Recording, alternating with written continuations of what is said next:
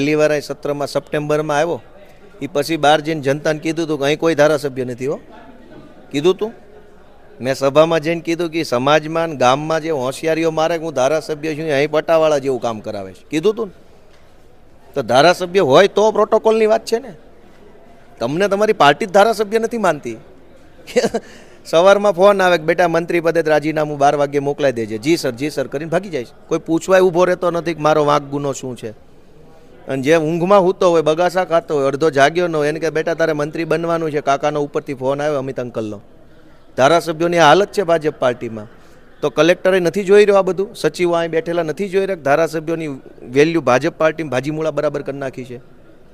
તો એની પાર્ટીએ જ જો એની વેલ્યુ ઘટાડી દીધી હોય તો અધિકારીનો શું દોષ છે એમાં? આટલા વખત મંત્રીમંડળ છે એ ઓલું સંગીત ખુરશીની રમત જેવું ચાલે છે. દિલ્હીથી ડુક ડુક ડુક ડુક ડુક ડુક ડુક વાગે એટલે ગોળ ગોળ ફરે. ખંજરી બંધ થઈ જાય એટલે બેસી જાય. જેના હાથમાં આવે એની મંત્રી. 1.5 વર્ષ પછી પાછું દિલ્હીથી અમિત શાહ વગાડે ડુક ડુક ડુક ડુક ડુક ડુક સંગીત ખુરશી ચાલુ.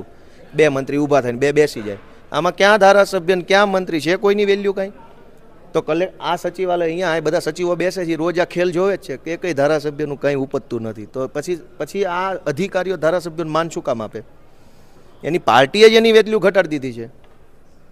પછી તમારે દર 6 મહિને મુખ્યમંત્રી પરિપત્ર કરે છે કે ધારાસભ્યોનો પ્રોટોકોલ જળવાતો ન હોય.